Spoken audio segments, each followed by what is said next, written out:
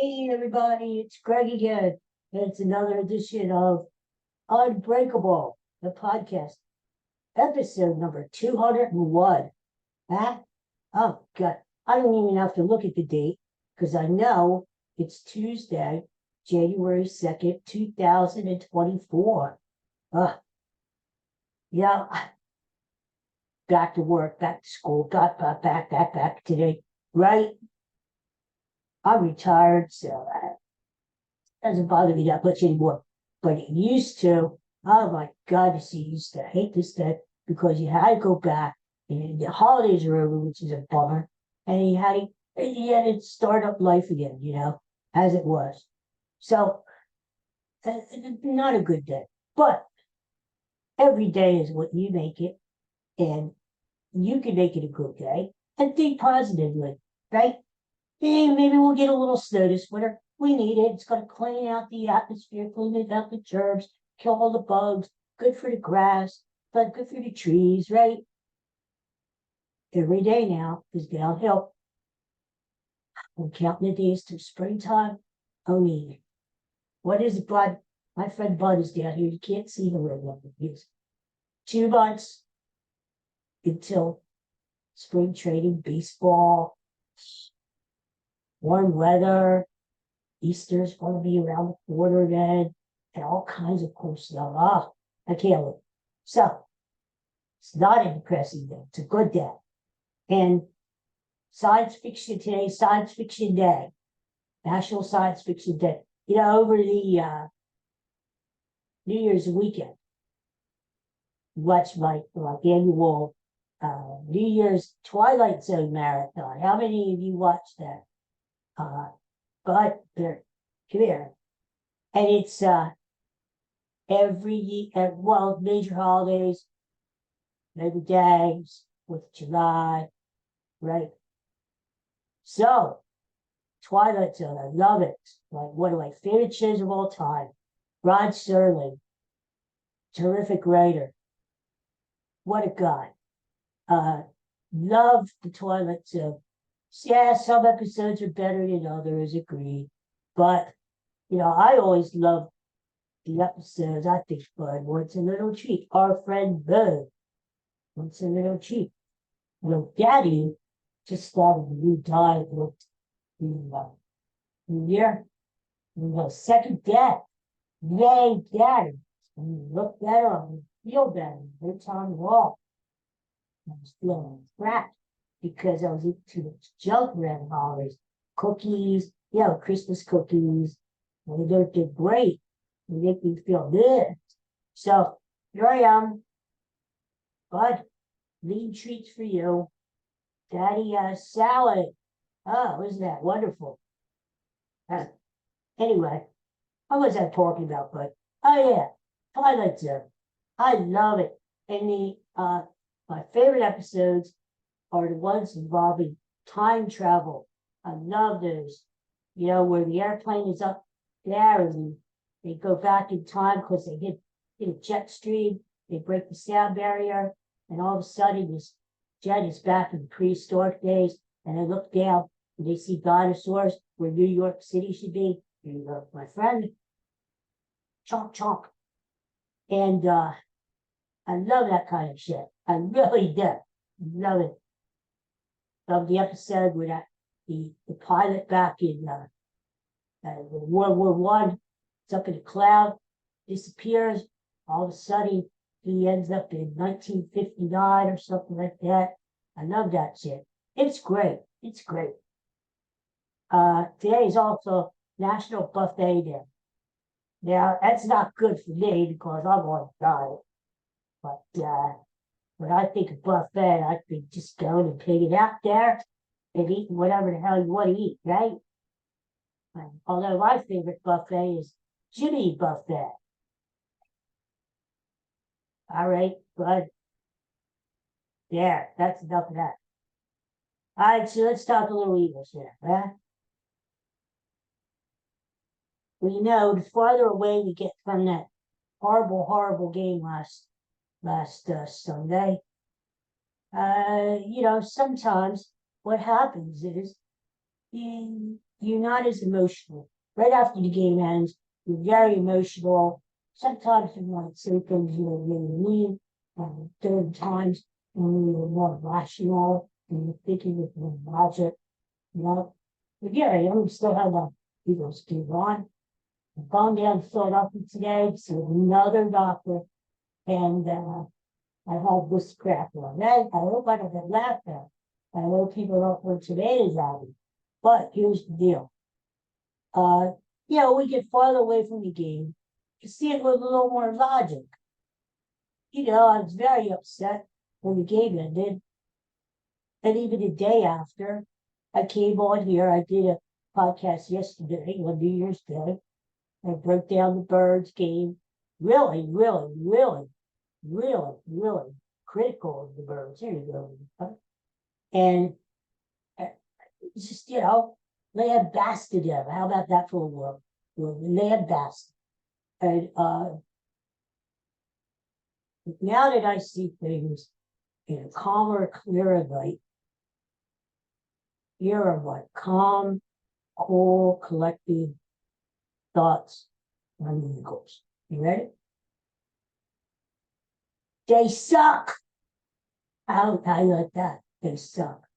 They still suck, even 2 days later. No. You know what? It's just, isn't it stupid? The Eagles losing to a team that won 3 friggin' games all year, 3-12 at home. Eagles have everything to play for. Arizona has nothing to play for. There you go, big guy. I am not. I can tell you're not a big guy. They should be embarrassed themselves. All right, so Marcus Hayes, the columnist, writes a column about A.J. Brown and Eagles.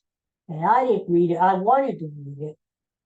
But the stupid app keeps saying you have to subscribe. I've never subscribed to the Philadelphia Inquirer anymore.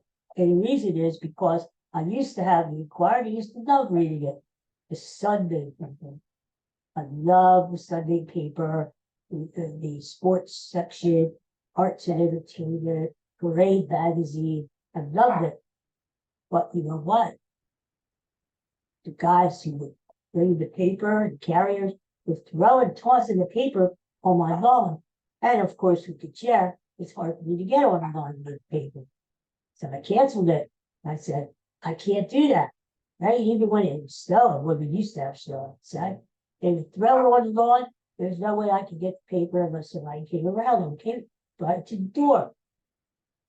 I called them up. I said, canceling the paper. This is the reason why. I was honest, right? So bringing it and bringing it and bringing it and bringing it. And I called them a couple weeks later. I said, I'm sorry, but I called to cancel the paper. This was 2 weeks ago. You're still bringing it. And I said, I'm not paying for the paper because I didn't want it. Plus, it's on my lawn. I'm not even reading the damn paper.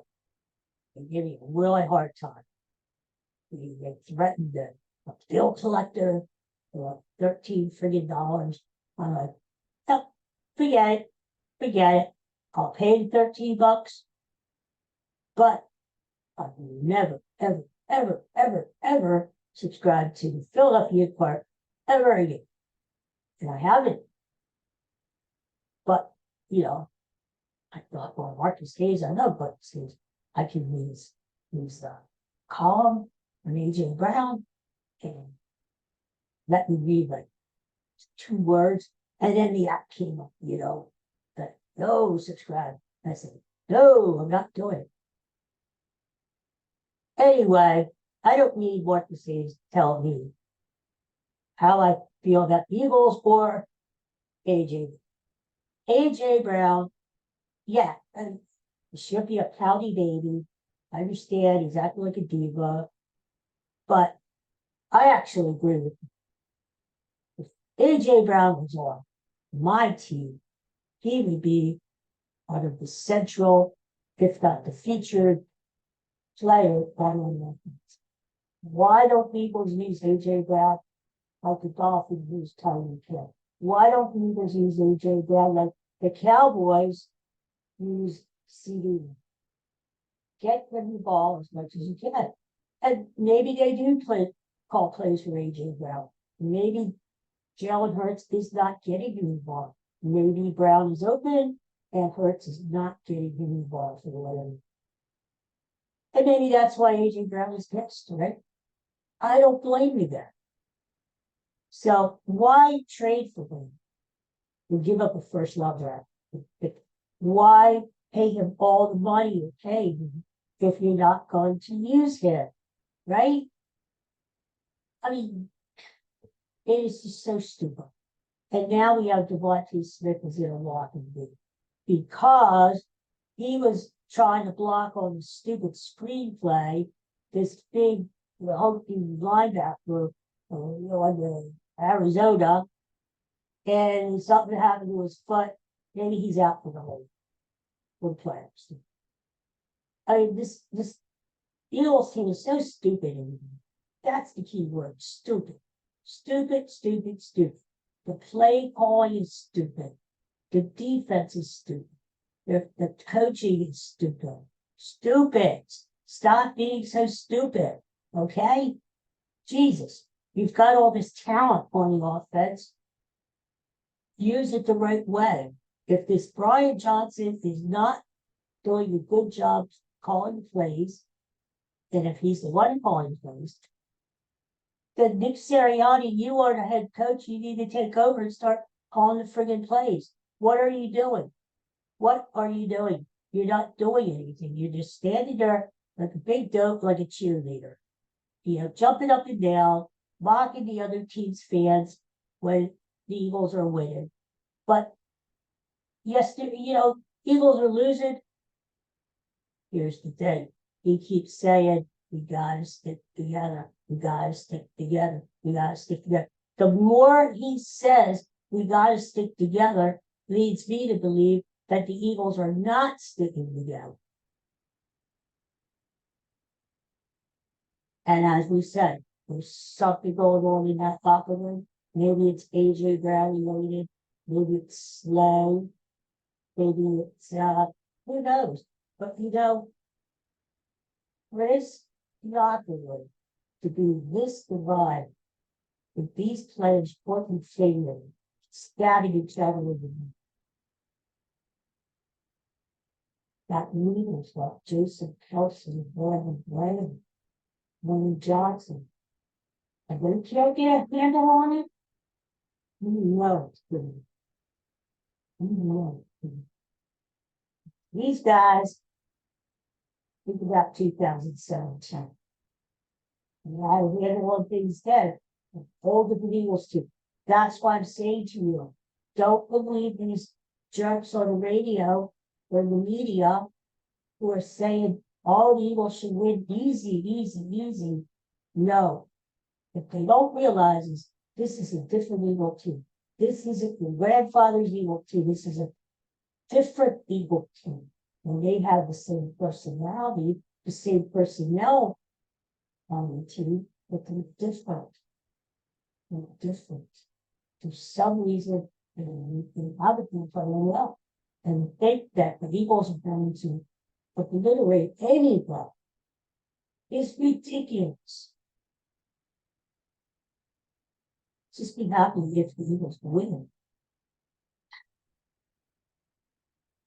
Don't get conned into thinking this is the same Eagle team as the Eagle was last year. Because it's not. The defense is it. TJ Edwards is gone. Casimir White is gone. There's a lot of guys who are gone off of that defense. It's not the same. Plus, attitude is different. It's different. So don't go thinking the Eagles are going to go up to New York and stop over the Giants and everything's going to happen. It's not going to happen.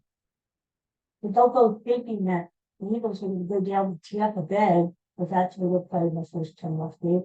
They're going to run all over those guys. It's not going to happen. Because this Eagles team is different and not the same team. They have no leadership. Jalen Hurts looks like a zombie on the bench there. with his eyes glassy, just sitting there brooding and pouting. Do you want to follow that guy? Does he really inspire you? Doesn't inspire me, it brings me down. He's a Debbie Downer, right, bud? Debbie Downer. And what kind of leadership are you getting out of coaches? None, because they look like inept fools. Disorganized, the players don't know which one to go in. I mean, we can trust. It's a matter of trust, and faith, and togetherness. And as I said, this team is not a team. The Eagles are a group of individuals, not a team. Not a team. Not practice. Not practice. Not a game. Not a game. Down and on. Anyway, they're just different. So, you got to see it as it is. You got to take off the rose-colored glasses, and you got to see them for what they are. Okay, which is a team that is regressing, not improving. A team in decline at the worst time of the year, as we head into the playoffs after this week. Worst time of the year to have a downfall like the Eagles are having. And the scary thing is this: people are debating, should the Eagles fire Nick Sirianni at the end of the year? Blah, blah, blah, blah. It's true. Nick Sirianni took them to the Super Bowl last year. Nick Sirianni deserves a chance to fix this team. But will he? That's what Nick Sirianni, if he has no answers, if he looks confused and baffled and says, I don't know what to do, that's your answer right there, friends. I think we have to give him a chance to fix this team. Either he does it or he doesn't do it. There's no in between. And that's up to Jeffrey Lurie and Howie Roseman, who needs to look in the mirror himself to determine whether Nick Sirianni is the one to fix this team or not. Because if he can't do it, if he has no answers, why is he around? What good is it? He's not calling the plays. He's just standing there, right? If he has no answers, how to make the Eagles better, it's no use keeping him around. I want a head coach who is a leader, who will inspire the players, make them play hard. And I want a coach who has answers. A coach who will fix the team if the team is broken. Right now, this team is broken. And nobody has any answers how to fix it. The time is running out on this season. Pretty soon, season's going to be over. For the Eagles, they're going to be in off season. A long off season too. All the way up to the draft, mini camp, training camp. It's a long way till next year. So, I'm just saying, be prepared, because there's a lot of shit coming down. Sorry for the language, but it's true. But I don't see the Eagles fixing this situation this year. Number one, they don't have leadership, and number two, they don't have the horsepower. They don't have the personnel to do it. I think Bud agreed, even though it was illegal. Bye, Bud. I had enough news for that. I'm out of here. Oh, there you go. All right, that's my Eagle spiel for today. I'm still thinking about this game coming up on Sunday. Eagles Giants, Meadowlands. And here's the thing. Line always tells you something. It came out Eagles 7-point favorites on Sunday. How can the Eagles be favorite against anybody at this point, let alone a touchdown favorite over the Giants, who just played the LA Rams playoff team? Really tough lesson. How can the Eagles be favored over anybody? And I think the smart people jumped on the Giants +7 when they could, because now the line is down to 5.5. 5.5 for the Giants plus. Hey, somebody's putting money on the Giants, and usually those guys that are pretty sharp. That's why they're called sharps, right, bud? So we'll talk more about that during the week. We're going to talk about all about Sunday's game. I hear Sirianni's thinking about quote unquote resting some of his players. Really? Wow, they've done so good that you have to rest them? For what? For what? For playoffs? Right now you're gonna be one and done in playoffs. These guys are gonna get plenty of rest for the next 9 freaking months. These guys need to play, and they need to get it together. You need to get their act together as a team, not as a group of individuals. Don't be resting guys. Why? Right? Why? Why are you resting guys? You're talking like you're Super Bowl favorites or something. Oh, we got to rest them for the long haul because we're going to be playing all the way to Las Vegas for the Super Bowl. No, you're not. No, you're not. Get real, okay? You'll be lucky if you win the first round game. Stop it. And I'm just as big, as you can see, of an Eagles fan as anyone else. Anyone else. But I'm being real, keeping it real.